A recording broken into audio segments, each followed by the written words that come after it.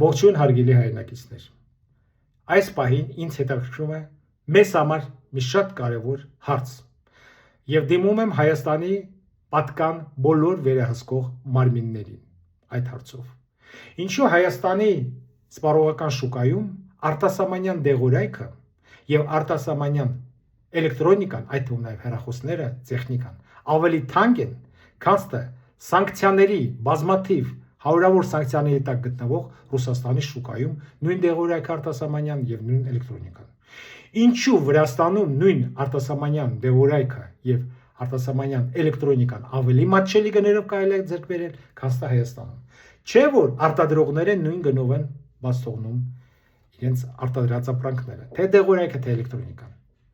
Այդ թվում նաեւ պետք է հաշվի առնել, որ Ռուսաստանում ավելի դժվար է ներմուծել սանկցիաների պատճառով, բայց արիուտես, որ Ռուսաստանում ավելի էժան են նույն դեղորայքները եւ նույն էլեկտրոնիկան։ Վրաստանի մասին էլ չեմ խոսում։ Եթե կոնկրետ ձեզ օրինակներ են պետք, պատրաստ եմ եւ ոչ միայն ես, այլ նաեւ իմ ընկերներս տրամադրել կոնկրետ օրինակներ եւ դեղորայքի հետ կապված եւ էլեկտրոնիկայի հետ կապված։ Միգուցե դա